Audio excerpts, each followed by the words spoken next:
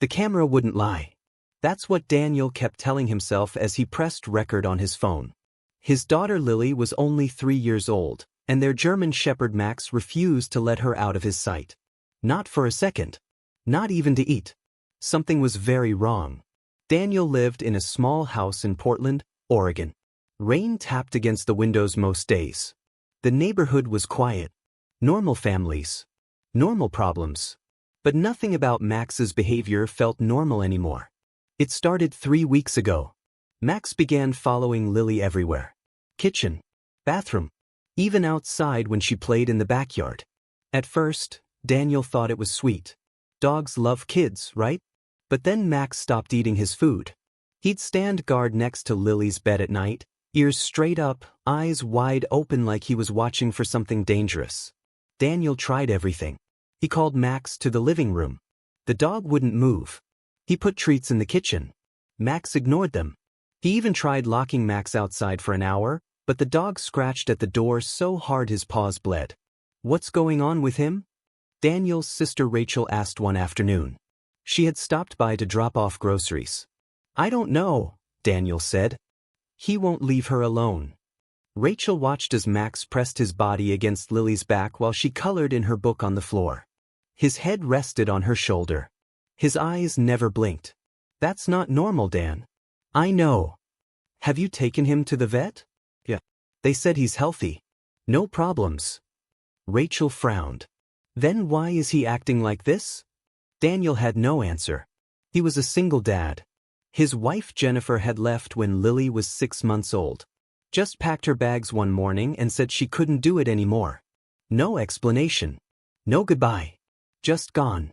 Since then it had been Daniel, Lily, and Max. The 3 of them against the world. Max had always been protective. But this was different. This was obsession. That night, Daniel stood in the doorway of Lily's room. She was asleep in her small bed, her stuffed rabbit tucked under her arm. Max lay on the floor right next to her, his nose almost touching her face. Every few minutes, the dog would lift his head, sniff the air, then gently nudge Lily's cheek with his nose. Max, Daniel whispered. Come here, boy. The dog's eyes shifted toward him, but he didn't move. Come on. Let her sleep. Max stayed frozen in place. Daniel felt a chill run down his back. It wasn't just protection anymore. It was like Max knew something Daniel didn't. Like he was guarding Lily from an invisible threat. That's when Daniel decided. Tomorrow he would set up a camera. He needed to see what happened when he wasn't watching. Because if Max was trying to tell him something, he had to know what it was before it was too late. Daniel bought the camera at an electronics store downtown. Nothing fancy. Just a small wireless one that connected to his phone. The clerk said it had night vision and motion detection. Perfect. He waited until Lily went down for her afternoon nap. Max was already there, curled up at the foot of her bed, watching her breathe. Daniel quietly placed the camera on top of the bookshelf in the corner. The angle was good. It could see the whole bed and most of the room. He tested it on his phone. Clear picture. Audio worked fine. He set it to record all night. All right, boy, Daniel said softly to Max, let's see what you're so worried about. Max didn't even look at him. That evening, Daniel made dinner. Mac and cheese. Lily's favorite. She sat at the table, swinging her legs, humming a song from her cartoons. Max sat right behind her chair. Not eating. Not moving. Just watching. Daddy, why doesn't Max eat anymore? Lily asked between bites. I don't know, sweetie. Maybe he's not hungry. But he looks sad. Daniel looked at the dog. She was right. Max's eyes were tired. His tail hadn't wagged in days. He looked exhausted, like he hadn't slept in weeks. After dinner, Daniel gave Lily a bath and read her a bedtime story. Max stood in the doorway the entire time, his body tense like he was ready to jump in at any moment. Can Max sleep with me tonight? Lily asked as Daniel tucked her in. He always does, honey. Good. He keeps the bad dreams away. Daniel kissed her forehead. Sleep tight. He turned off the light and closed the door halfway. Max was already on the floor next to her bed, his eyes glowing slightly in the dark. Daniel went to the living room and opened the camera app on his phone. The screen showed Lily's room in greenish night vision. He could see her small body under the blanket. Max lying perfectly still beside her. Nothing unusual. Not yet. Daniel sat on the couch and waited. Minutes passed. Then an hour. His eyes grew heavy. He thought about going to bed himself, but something told him to stay awake. Just a little longer.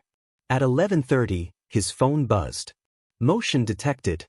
He looked at the screen. Max had stood up. His ears were pointed straight. He was staring at Lily intensely. Then Lily moved. Just a small shift in her sleep.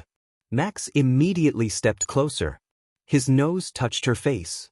He sniffed once, twice, then gently pawed at her shoulder. Lily didn't wake up, but her breathing changed. It became shallow, uneven. Max started whining. A low, desperate sound. Daniel sat up straight. His heart began to race. "What are you doing, boy?" he whispered at the screen. Max nudged Lily harder this time. Her little body shifted slightly, and suddenly she coughed. A rough, choking sound. Then she stopped breathing completely. Daniel jumped off the couch. His phone nearly slipped from his hands. On the screen, Lily wasn't moving. Her chest was still. Max barked. Not loud, but sharp. Urgent. He pushed his nose under her chin, lifting her head up. Then he used his paw to roll her onto her side. Lily's mouth opened and she gasped. Air rushed back into her lungs. She coughed again, softer this time, then her breathing returned to normal. Max didn't relax. He stayed right there, his body pressed against her back, propping her up at an angle. His head rested on her shoulder, and he watched her face closely, waiting. Daniel's hands shook. He rewound the footage and watched it again. And again. Lily had stopped breathing. Completely. For at least 10 seconds. Maybe more. And Max had known. He'd woken her up before it got worse. "Oh my God," Daniel whispered. He looked at the time. 11:40. He opened a notepad on his phone and wrote it down. Then he kept watching. At 1:15 in the morning, it happened again. Lily's breathing slowed. Max lifted his head instantly.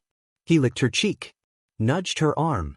She stirred just enough to take a deeper breath, and Max settled back down. 3:20. Same thing. This time Lily's body went stiff for a moment. Max whimpered and pawed at her until she moved. Her chest rose and fell again. Steady. Daniel couldn't believe what he was seeing. Max wasn't just being protective. He was saving her. Over and over. All night long. By morning, Daniel had a list. 7 times. 7 times in one night that Lily had stopped breathing properly, and 7 times Max had brought her back. When the sun came up, Daniel walked into Lily's room. She was awake, sitting up in bed, petting Max's head. The dog looked exhausted. His eyes were red and tired. "Morning, Daddy," Lily said with a smile. "Morning, baby." Daniel's voice cracked. He sat on the edge of her bed. "Did you sleep okay?" Max keeps me safe." Daniel looked at the dog. Max stared back at him with an expression that seemed to say, "Now you know." "Yeah," Daniel said quietly. "He does." After breakfast, Daniel called Lily's doctor. He explained everything. The breathing. The stopping. The camera footage. "Bring her in today," the doctor said. Her voice was serious. "That sounds like sleep apnea. In children that young, it can be very dangerous. If left untreated." She didn't finish the sentence. She didn't have to. Daniel hung up and looked at Max. The dog sat at Lily's feet, watching her play with her toys. "You knew," Daniel said. "You knew the whole time." Max's tail wagged once. Slow and tired, Daniel knelt down and hugged him. "Thank you, boy. Thank you." For the first time in weeks, Max closed his eyes. Just for a moment. Like he finally felt understood. The doctor's office smelled like sanitizer and old magazines. Lily sat on the exam table, swinging her legs back and forth. Max wasn't allowed inside, so Rachel waited with him in the car. Daniel could see the worry in his sister's eyes when they left. Dr. Stevens was a middle-aged woman with kind eyes and gray streaks in her hair. She listened carefully as Daniel explained everything. The camera footage. The 7 times Lily stopped breathing. Max's constant watching. "Can I see the video?" she asked. Daniel pulled out his phone and showed her. Dr. Stevens watched in silence. Her face grew more serious with each clip. "This is severe obstructive sleep apnea," she said finally. "Her airway is closing during sleep, completely blocking airflow. Is it life-threatening?" Daniel's voice barely came out. "It can be, especially at her age." Dr. Stevens looked at Lily, who was now coloring on a paper the nurse had given her. "Children can stop breathing for dangerous amounts of time. It affects their brain development, their heart. If it happens too many times in one night without intervention." She paused. "Your dog likely saved her life.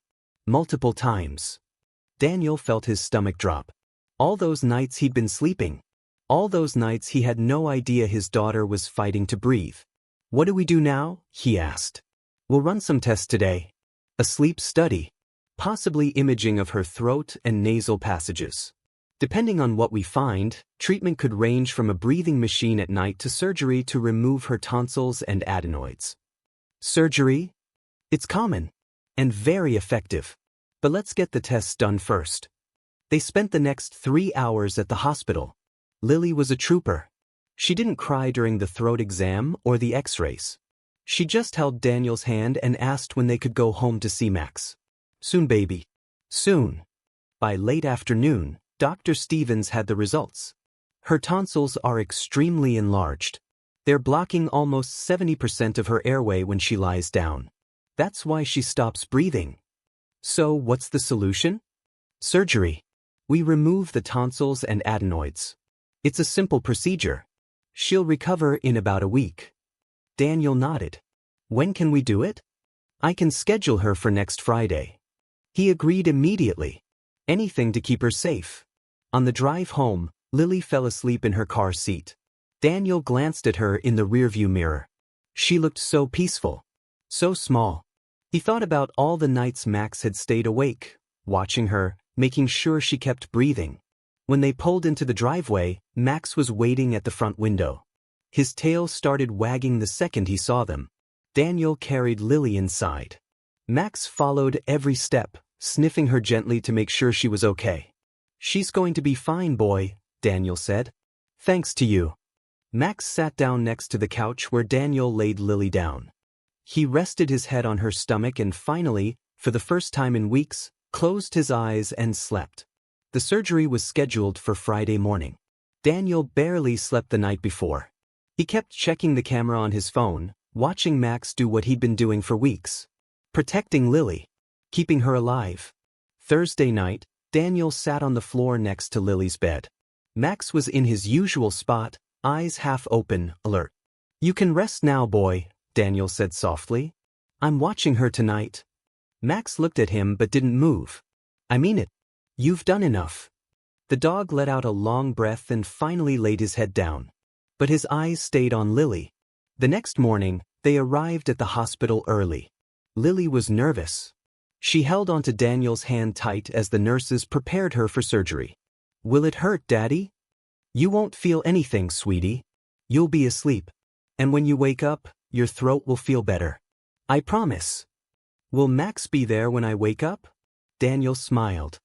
"He'll be the first one you see." The surgery took 2 hours. Daniel paced the waiting room the entire time. Rachel sat with him, trying to calm him down. When Dr. Stevens finally came out, she was smiling. "Everything went perfectly. She's in recovery now. You can see her in a few minutes." Daniel felt like he could breathe again. When Lily woke up, her voice was raspy and her throat was sore, but she smiled when she saw Daniel. "Hey, baby. You did so good." "Where's Max?" she whispered. "He's at home. But we'll see him soon." A week later, Lily was back to normal. Running around the house. Laughing. Playing. And for the first time in months, she slept through the entire night without stopping breathing once. Max noticed immediately. That first night after her recovery, he lay next to her bed like always. But this time, his body was relaxed. His breathing was calm. Around midnight, Daniel checked the camera. Max was sound asleep. Truly asleep. Not watching. Not waiting. Just resting. Daniel smiled. Good boy. Over the next few weeks, Max slowly went back to being a normal dog. He started eating again, playing fetch in the backyard, wagging his tail when Lily came home from daycare. But every night, without fail, he still slept next to her bed. Not out of fear, out of love. One evening, Daniel sat on the porch with Rachel. They watched Lily and Max play in the grass. You know, Rachel said, most people wouldn't have figured it out in time. I didn't figure it out, Daniel said. Max did. Still, you listened. That's what matters. Daniel nodded. He looked at Max, who was now lying in the shade while Lily braided flowers into his fur. He's family, Daniel said quietly. He always has been. So, did this story touch your heart? Do you think animals can sense things we can't? Have you ever had a pet that protected you or someone you love? Drop your thoughts in the comments. We'd love to hear your story. And if you enjoyed this, hit that subscribe button and give us a like. It really helps us keep bringing you more stories like this one. Thanks for watching. We'll see you in the next one. Take care.